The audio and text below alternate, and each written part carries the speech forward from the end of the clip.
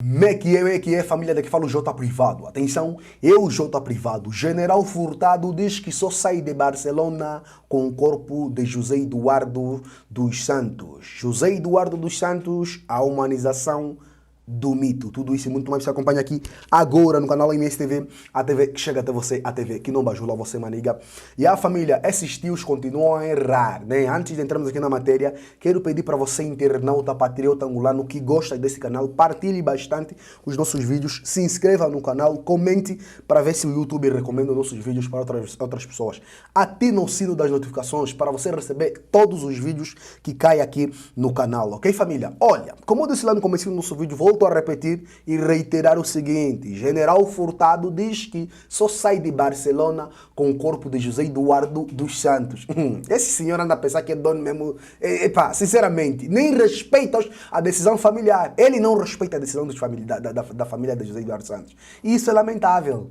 Tá entendendo? É basicamente isso. Olha, o ministro e chefe da Casa Militar da Presidência da República de Angola garantiu recentemente que só sairá de Barcelona com o corpo do antigo presidente José Eduardo dos Santos. Furtado transmitiu esta posição ao Brito Sozinho, amigo de infância de José Eduardo dos Santos, que regressou há poucos dias desta cidade espanhola, onde fora mandatado para ajudar a convencer as filhas de José Eduardo dos Santos a entregar o corpo do pai antes da campanha eleitoral do MPLA.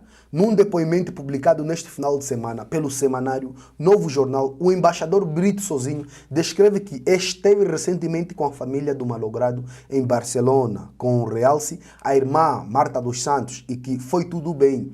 Diz ainda que esta ala da família, que tem apoio do governo, não puseram nenhum impedimento, tendo adiantado que deixou lá o general Francisco Furtado e que ele disse: camarada Brito, podes ir, eu fico aqui. Tenho de sair aqui com o corpo do José Eduardo Santos, disse o senhor Furtado. O nacionalista não revela como o general Furtado pensa em tirar o corpo de José Eduardo Santos de Barcelona. Se vai aguardar pelo desfecho da aguardada decisão do tribunal ou se, em última hipótese, pensa em sequestrar o cadáver do homem que no passado fê-lo como chefe de Estado-Maior-General das FA. Há poucos dias, vários analistas, dentre os quais o diretor do Correio Angolense, Graça Campos, manifestaram medo de que o discurso belicista do general Francisco Furtado pudesse minar as conversações com a família de Eduardo dos Santos. Segundo Graça Campos, despachar para Barcelona o Falcão Pereira Furtado não foi uma boa mensagem para as meninas de José Eduardo Santos. O que se precisa em Barcelona é de enviados contato, diplomacia, paciência e tudo menos de pessoas que simbolizem eu quero, mando e posso. Agora, muito dado ao discurso belicioso, o ministro de Estado e chefe da Casa de Segurança do Presidente da República não tem um perfil que as circunstâncias requerem, conclui o diretor do Correio Angolense, né, família? É basicamente isso. É lamentável. Mano, esse senhor aí, o Furtado, né? Recentemente eu trouxe aqui notícia que ele não é angolano. Isso é nítido. Ele lutou muito pelo país, vi aqui os comentários já. Ele lutou muito pelo país, entre outros. Mano, lutou à toa. Essa guerra de Angola, falo mais uma vez, foi uma guerra burra.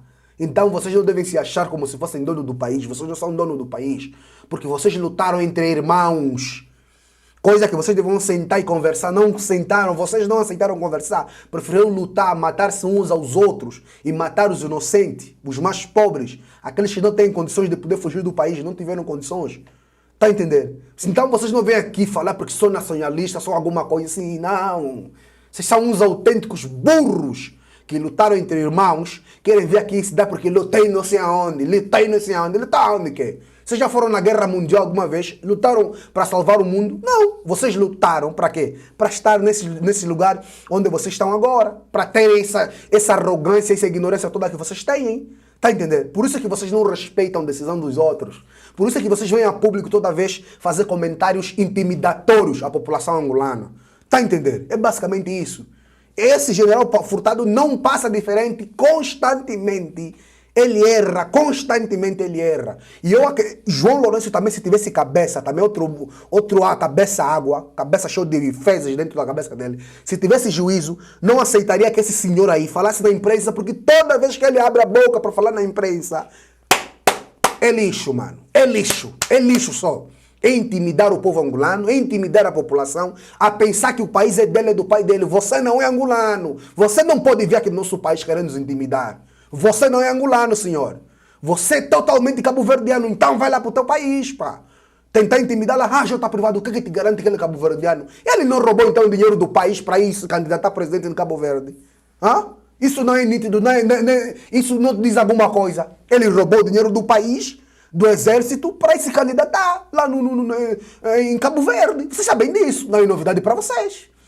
Tá entendendo? É basicamente isso. Eu vou trazer uma matéria até com o título aqui. General Furtado, o cabo-verdiano que roubou não sei quantos milhões para se candidatar à presidência em Cabo Verde. Vou trazer essa matéria aqui. Vocês não podem brincar assim com as pessoas, tá entendendo? Não podem brincar assim com as pessoas mesmo. Vocês não pensar que, ei, o tempo dos nossos pais já passou, agora é nosso tempo, vão ter que nos ouvir, ou nos angulam, ok. É basicamente isso. Agora, faça essa situação, né? O novo jornal traz aqui outra notícia por intermédio do Armindo Laureano, né? José Eduardo Santos, a humanização do mito. José Eduardo Santos deve ter sido, sem sombra para dúvidas, o maior gestor de silêncios que a política angolana produziu nesta Angola pós-independência. A sua ponderação do uso da palavra no discurso, bem como a sua exímia habilidade em gerir silêncio, davam-lhe vantagens políticas e também causavam muito ruídos, né? Silêncio que não impõe, mas convence, mas também intrigante, pois, por regra, o silêncio é exigido aos submissos e não àqueles que têm o poder e autoridades. Fonte Novo Jornal e o site que estamos aqui é o site, né, também Novo Jornal por Armindo Laureano. Vamos lá ouvir aqui a matéria completa. Valeu, seguir. José Eduardo dos Santos, o falador sem fala, foi como o seu amigo, contemporâneo e seu antigo chefe de gabinete no Mirex.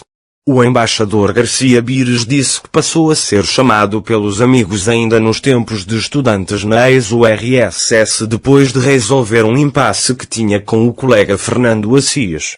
Mas é, sobretudo, a humanização do mito que é feita através de testemunhos de colegas e contemporâneos que partilhamos com os leitores nesta edição especial. Jés falava pouco porque sabia ouvir. Tinha mais disponibilidade e sensibilidade para ouvir do que falar. Se para uns isso criava algumas reservas, para outros gerava respeito e empatia. A sua disciplina, método, cultura de compromisso, organização e inteligência foram fundamentais no exercício e desempenho dos diferentes cargos que exerceu em vida. Esses testemunhos e partilhas de experiências de quem privou durante anos com Jés são de uma importância histórica. É o lado humano, o lado mais sensível e frágil do estadista que é elevado ao estatuto de mito e que, por via disso, é como que obrigado a abdicar de toda e qualquer humanidade. São também histórias que a história tece para, a partir do passado, se conhecer o presente e preservar o futuro. Os tabus, as reservas sobre a vida política e privada e certo endeusamento fizeram com que muito pouco se soubesse de Jés, tirando aquilo que se achava conveniente saber e que quase nada se escrevesse sobre ele. Nem o próprio terá aproveitado os últimos anos de vida para nos presentear com uma biografia sua. Este circo mediático pós-mortem e batalhas legais, sobre o local de enterro de Jés impõe-nos uma reflexão sobre o exercício de poder, sentido de Estado e relações interfamiliares. Tem vindo a revelar aquele que, na realidade, era o lado mais sensível e frágil de Jés, a família. Uma família poderosa, mas desestruturada. Nas últimas décadas de poder, procurou ser um bónus para ter famílias e compensar as ausências dos filhos benesses, luxos e favorecimentos. A estratégia de exposição dos filhos, a introdução dos mesmos na máquina partidária, o acesso privilegiado a cargos públicos e os negócios com o Estado foi algo que o condicionou politicamente e que mais tarde o viria a fragilizar do ponto de vista psíquico e emocional. Foi também para proteger alguns dos filhos, que não saiu quando devia e se deixou ficar. Foi pelos privilégios do nascimento que os filhos se tornaram milionários e chegaram ao topo de importantes cargos públicos e até obter prioridades nos negócios com o Estado. E foi por via dos filhos que acabou por ser afetado, prejudicado e esvaziado quando deixou o poder. Eles foram o seu bônus quando tinha poder e foram o seu ônus quando deixou de o ter. E mesmo depois de morto, é com os filhos de Gés que o Estado iniciou um processo negocial que tem fracassado e que já tem os tribunais espanhóis como próximo destino. É que, mesmo depois desta batalha com o Estado, o que se antevê é que, depois de Gés ser enterrado, vamos acompanhar com muita tristeza uma batalha legal entre irmãos e entre a viúva Ana Paula dos Santos e enteados. O lavar de roupa suja em praça pública já teve o seu início, e o espetáculo segue com as cenas dos próximos capítulos.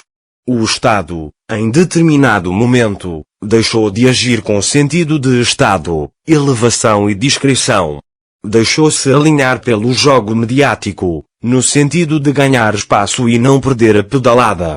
Faltou estratégia e capacidade de antecipar cenários.